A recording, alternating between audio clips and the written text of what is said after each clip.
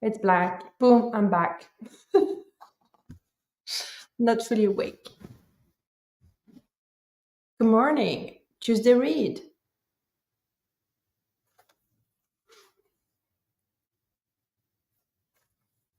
What legacy will my voice leave behind? Chapter 5. I find myself wondering this quite often.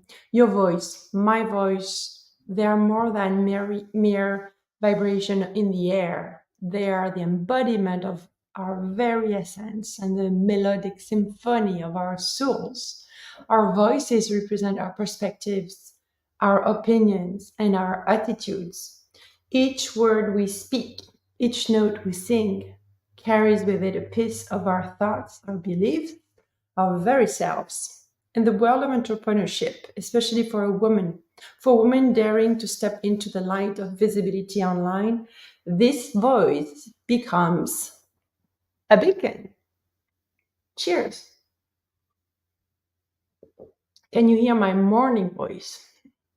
It is an instrument of change, a means of connecting, and a way of asserting one's place in the digital cosmos. This sound is not just noise, it is actually a declaration of our presence, a testament to our being. Whether it emerges as speech or blossoms into song, our voices are audible fingerprints, unique and irreplaceable. The key is learning to embrace your voice, for it is both your sword and your shield in the quest to make an indelible mark on the world. Speak so your words may live beyond the confines of time. Sing so your melodies may resonate in the hearts of those who will follow. Let your voice be heard, for it is an expression that your true, let me find, your true power lies. And in doing so, you will not only conquer the fear of becoming visible, but transform it into a love affair with the very essence of your being. In the journey of becoming visible, the most potent and intimate tool at your disposal is your voice. For women entrepreneurs like you and I, embracing this voice means confronting past conditioning, societal expectations, and deeply ingrained fears. The first time I really understood the power that lies in using my voice was when I was about 5 years old, living on a little farm nestled between the picturesque landscapes of Normandy and Paris. One sunny afternoon, I found myself following my playful cat, Boops, across a narrow, winding road that led to an expansive cornfield. The corn stalks were tall and dense, creating a natural labyrinth that began me with its mystery and intrigue. Engrossed in this spontaneous adventure with Boops, I delved deeper into the corn maze. Oh, I need to share my Facebook here. Pause. We're doing a pause. So since I've been writing the book and reading it to you every day for the last 4 weeks, I have so many memories of my childhood that I come back even more than when I was writing the book. By the way, I have a question for all of you. Do you have a book within you? Whether it's a literature book or a self-help book like this one, who has a book within themselves? Let's do this. Can I share to my page? Apparently not. Okay, it's okay. We're good.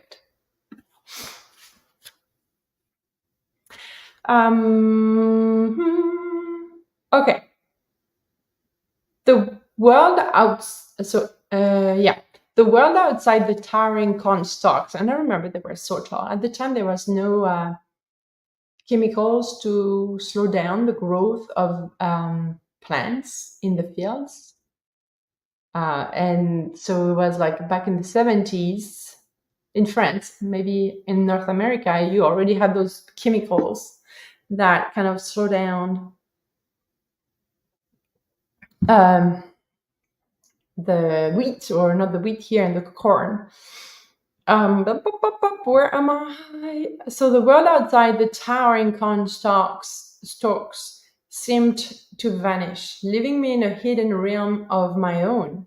It was during this moment of exploration that I first experimented with the power of my voice by choosing not to use it. Imagine me, I'm like 5, 6 years old, Angelique, okay? I'm a cat.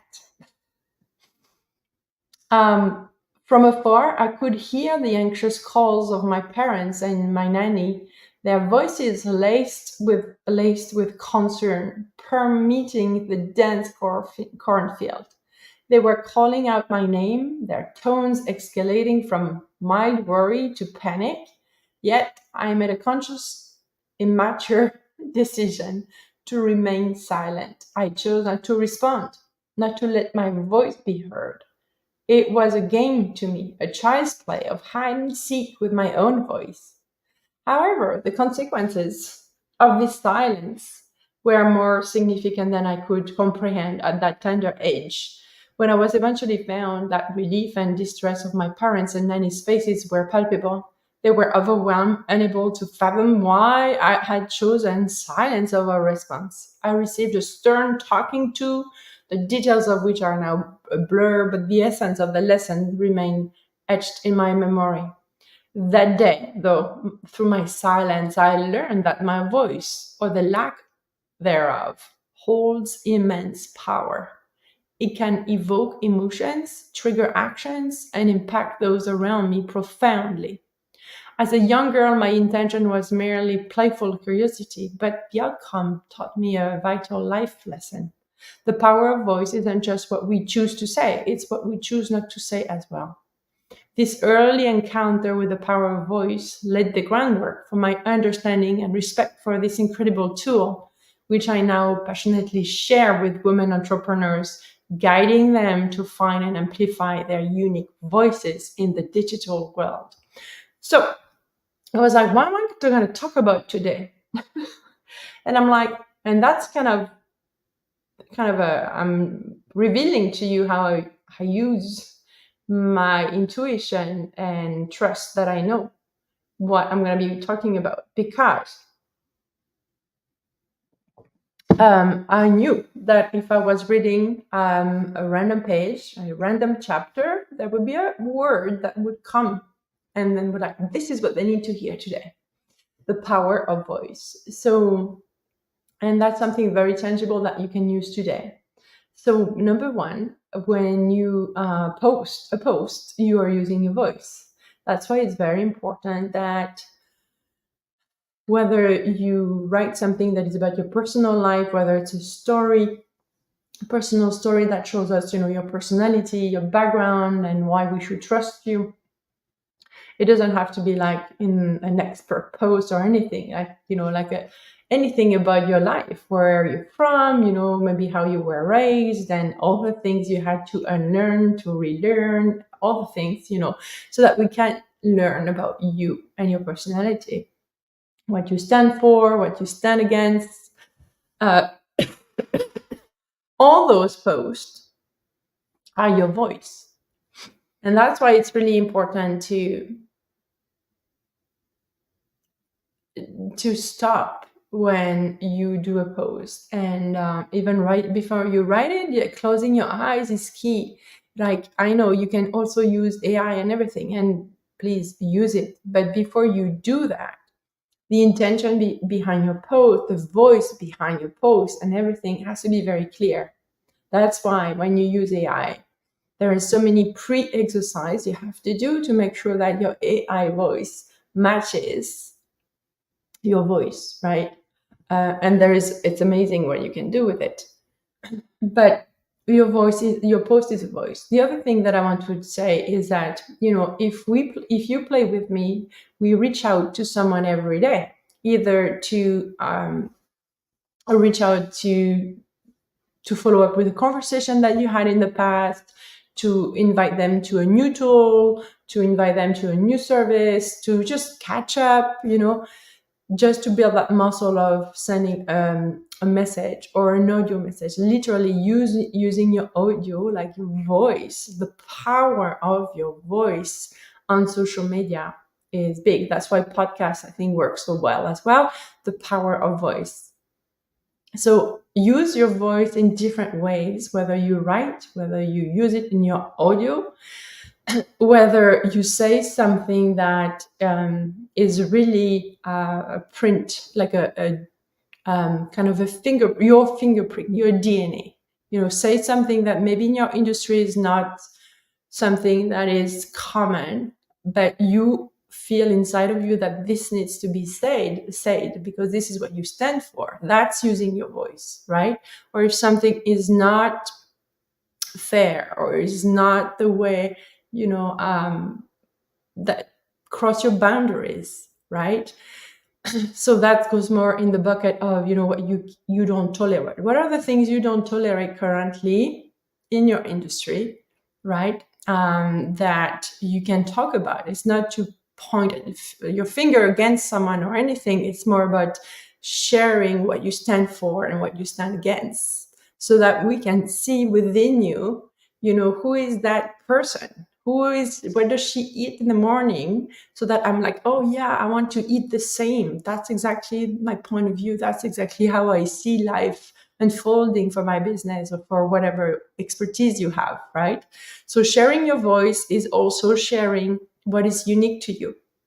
And the truth to this is that even if it's unique to you, it's not that unique, because there are so many other people who are going to raise their hand because you had the courage to say it.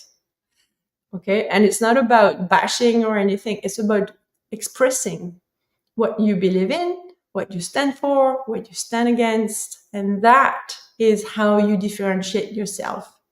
Using some of that with your storytelling, there is nobody else that can be that person that way, right? So what are the pieces of your story that could kind of explain the reason why you stand for this? Maybe there is an example you could share, whether it's an example of you, an example of a client, an example that you saw in an article that you read, anything. So that's using your voice when you start sharing things around what do you stand for, what you stand against, and it's not to be a contrarian or those big words or anything. It's really to be you. What do you stand for? And because we have so much information online, and you can hear everything and the contrary. So that's why it's important to step out and then do and go in, so that you reconnect with you. And who is that person? What stand are you taking? Right? Because when you hear all day long many, many ideas there are so many amazing people on the internet. The other day I was scrolling on Instagram. Wow, that person was completely unknown to me a few minutes ago, and now I'm like, this is so cool what she's doing. And there's so many amazing, amazing people. So and the ones that you feel that are attracted by are the ones that are the most true to themselves, because it speaks truth, and there is a flavor to truth. Right? And it's not something that is, you take it from a shelf and I'm going to speak my truth. I think it's a practice. It's a practice of being connected to yourself from within, that comes and you practice and you show up and you connect with people. You have real conversation in real life. When I say real life, it can be real life online or real life in person. I believe that the online world is real life. I've met amazing people that are my friends, my coaches online. And they're really real. So that's your voice. And I would invite you to use the audio message on LinkedIn or on Messenger. What are the other platforms? All of them, the WhatsApp, whatever. The power of your voice can change the game in terms of building a relationship with someone. Whether you want to catch up with them or invite them to your new programs or the thing you just launched, or maybe there's a new tool that you just built and you want to make sure they're aware of it, right? So that's the power of your voice. However, so 5 years later, at just 11 years old, I was reminded of the power. So, this is the part where I explain why you don't use your voice, right? 5 years later, at just 11 years old, I was reminded of the power of my voice. I was stepping into a new world at a very tender age when I started attending a new school in France.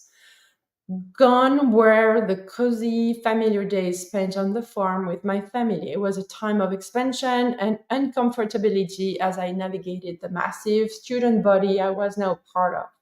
I felt a sense of joy and confidence when I arrived, eager to learn and participate in this challenging environment. But as time went on, as time went on, a subtle shift began to happen, and the enthusiasm I used to have for school and learning was not being received well by my peers and teachers. I was urged to tone down my urgency to raise my hand and told to give space for other students to engage with the content. This was confusing for me as I was always encouraged at my old school to lead discussion and answer questions. I was now getting reprimanded for the things that used to earn me praise and respect. I allowed the shift in environment to define me and found myself second guessing and shying away from using my voice, something I had never done before. Whoever posted something and deleted it right away after. Well, love, love, love. It's time honesty behind the honesty. Who posted something and deleted right after it? Um, Hello, mesdames. Hello, hello. Love being with you all here. Thank you for being here. Um, where am I? Angelique, focus. So, year after year, I shrank into myself more and more. And what was happening to me in the classroom was a reflection of what women have to deal with in so many spaces on a daily basis. I was being conditioned to shape myself to fit what society wanted and needed from me, and part of that meant diminishing my voice. I could hear the silent message being reinforced by my teachers loud and clear: be quiet, don't be too eager, don't be too loud. It's a tale that many women can relate to. The gradual silencing of our voices in a world that often tells us to be less, to speak less, and to not make a fuss over any of it. As a woman, I often find myself modulating my voice to fit different roles, a symphony of voices, each tailored to a specific audience. This adaptation, while necessary at times, can be exhausting. It involves constant self editing to avoid rejection or judgment. In the digital space, it's very tempting to present a polished, filtered version of myself. However, I do my best to present a raw, unfiltered authenticity that resonates deeply with others. When I share my true self, including my vulnerabilities, I am able to connect with others on a profound level that leads me to a better network and more ideal clients. The most important part of showing up in authenticity is releasing the attachment to what others think about it. I've never posted something that resonates with 100% of my audience, and that's okay. People stick around because they know I am being real, and at the end of the day, that is what matters most. Before I became comfortable with myself and my business, I would second guess myself and what I was posting constantly. The confidence factor was severely lacking. I would refresh my post over and over again, terrified that someone may leave a rude comment or that I wouldn't get any engagement at all. Even 10 years into marketing myself online, I still have days where I stress over what I'm posting and how it will be received. I am human after all, and no one likes to be judged. The big difference now, however, is that I hold myself accountable and I have the tools to know when I am just standing in my own way. I live and breathe being visible, and I am visible to myself first and foremost. One of the biggest hurdles in finding and using my authentic voice was, and still is, the inner critic. We call it the shitty committee in my world.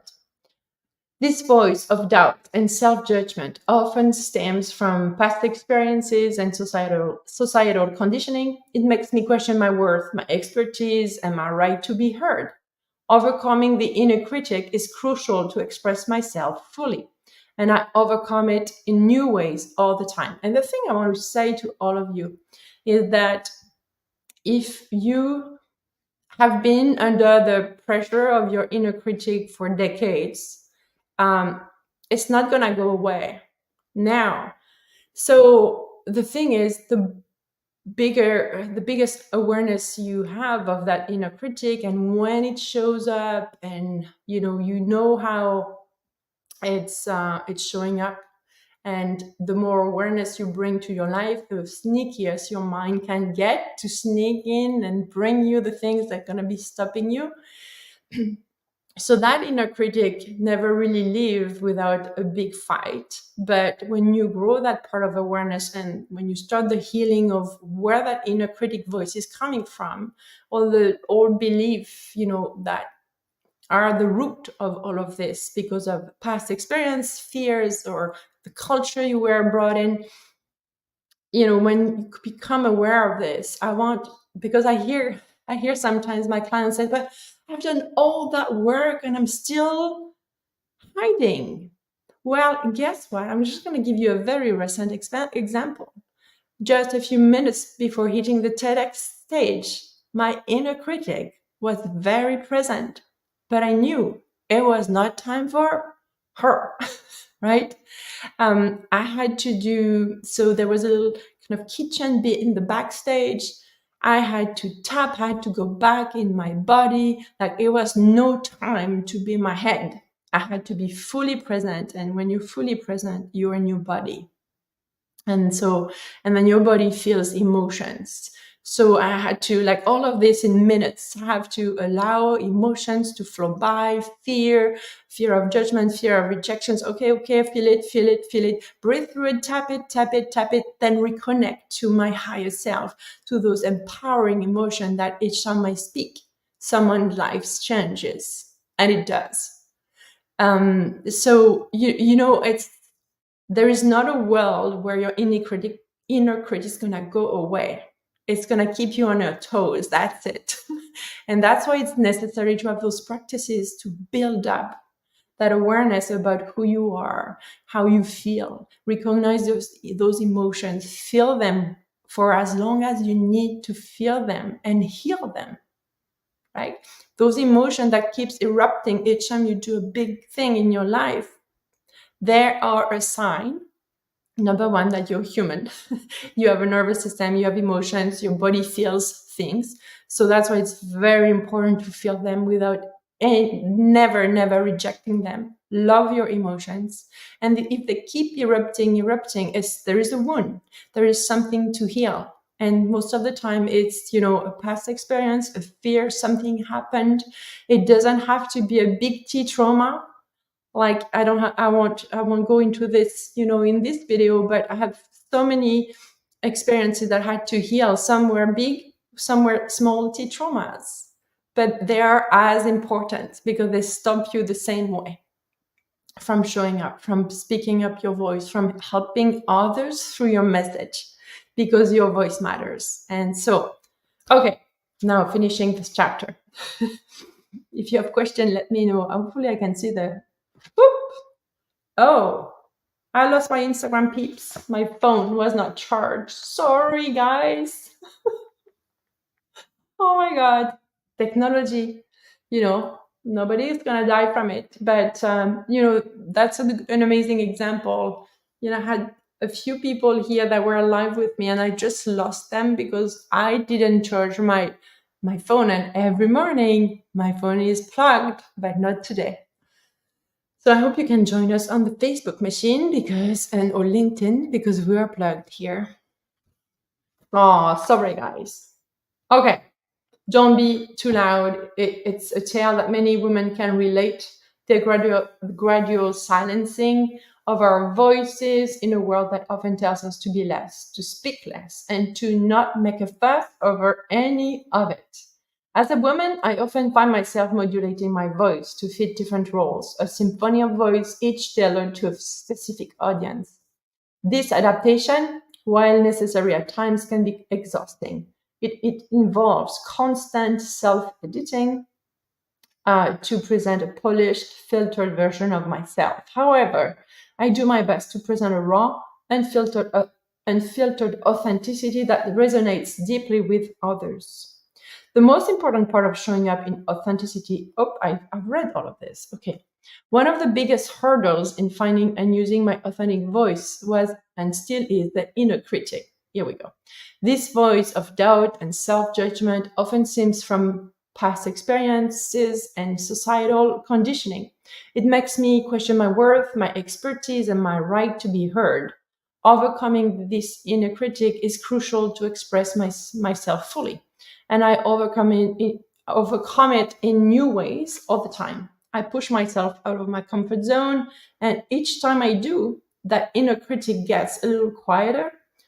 Each time I show up online, whether it's in an ad campaign, a Facebook Live, or a workshop on Zoom, I push myself to be more authentic, be more committed to my mission of helping entrepreneurs become visible and more confident in my messaging. And each time I push myself, I am reminded of how powerful and capable I am. The journey towards finding my true voice is about peeling back layers of societal conditioning, fears, and self doubt. It's a process of unlearning and rebirth. As I start to use my voice in its most authentic form, it can sometimes be shaky, uncertain, but with each step, my voice grows stronger, more confident, and more resonant. My voice, when used authentically, creates ripples in the vast ocean of social media. How do I know that? Well, each time I create a post that comes from my guts, my audience reacts more. They feel the energy in it. It's not about being the loudest or the most eloquent. It's about the truth and vulnerability I bring to my words. This authenticity becomes a magnet, drawing in those who resonate with my message and repelling those who don't align with my value. Yeah, and that's very important. Like, you don't. So I heard recently that some people who were considering to work with me um, mentioned that they didn't know if they could trust me because I was dancing online and wearing a hat. So this is so interesting, right? Because dancing is who I am. You know, it's very for me. Music, joy is my number one emotional empowered state. And then hats are really rooted in who I am.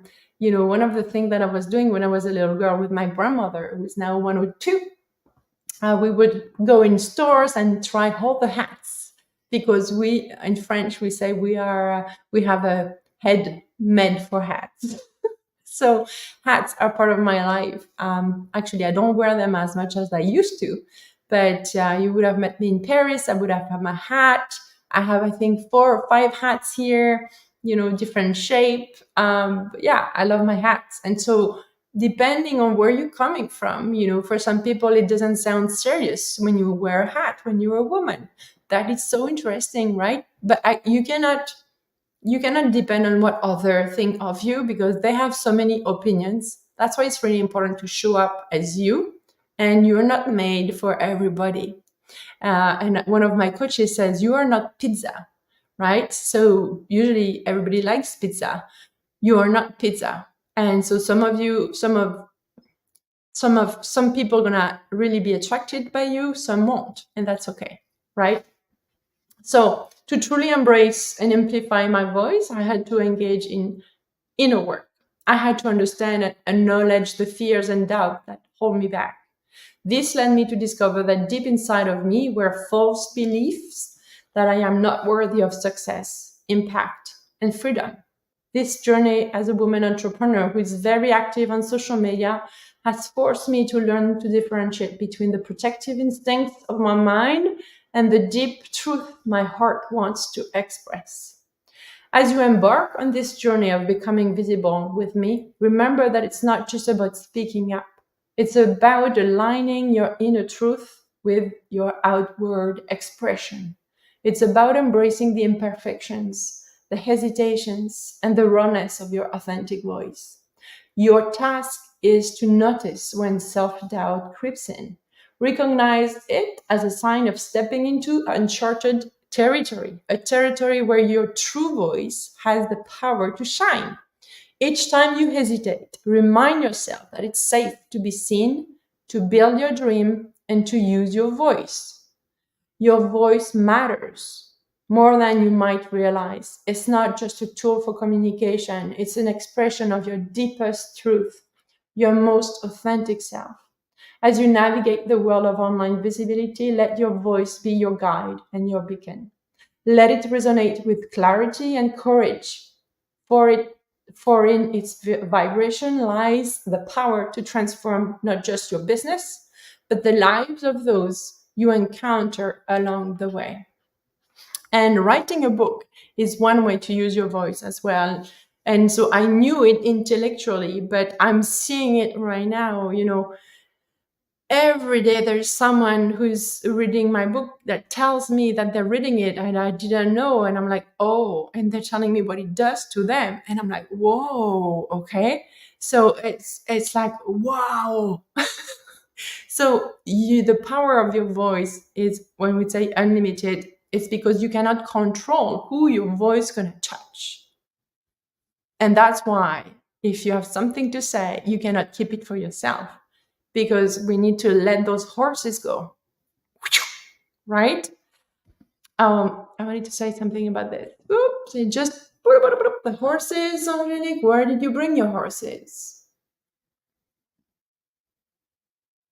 I don't know. I don't know. Okay. I don't remember.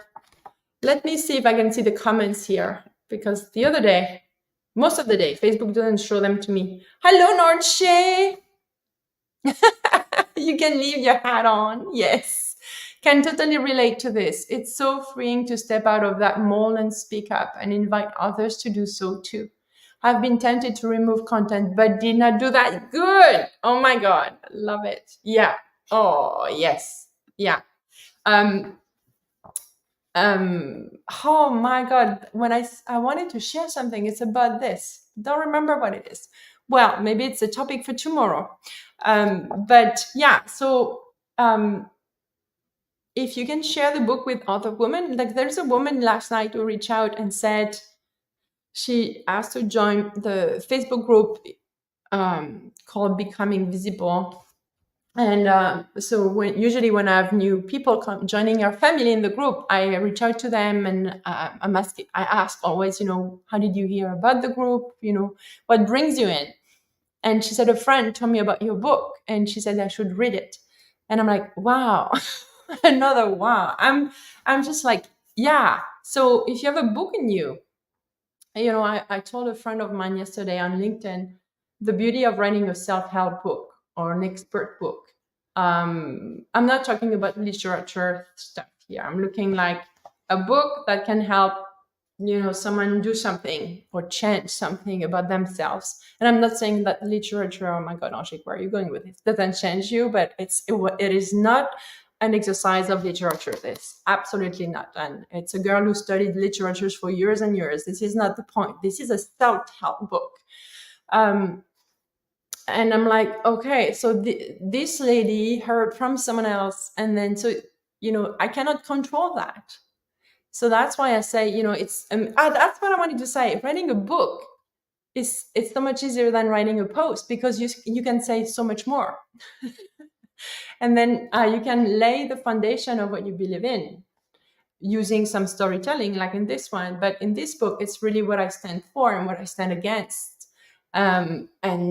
So if you have a book within you and you're an expert, know that it's not that complicated. I thought it was complicated. I thought it would be taking a long time. I thought that I would have to pull my hair a lot, and it is not. Those are stories to keep you away from writing the book, right? It doesn't have to be long, and you can get help.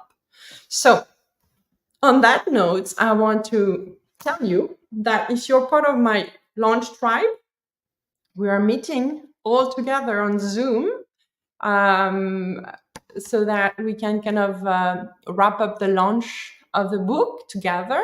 I will be sending emails.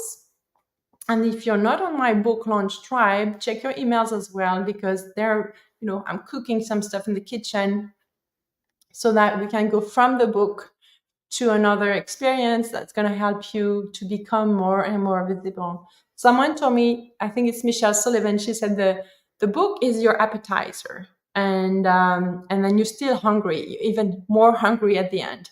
So I'm cooking the next meal. It's coming. It's simmering. It's marinating in the kitchen. And thank you for all of you grabbing the book. We are now, my dream was to be at 200 books sold by the end of the launch, with a four-week launch. And we are over that. So from what has been sold on Amazon and privately, I sold some of them as well. We're over 200. So thank you. And keep sharing it.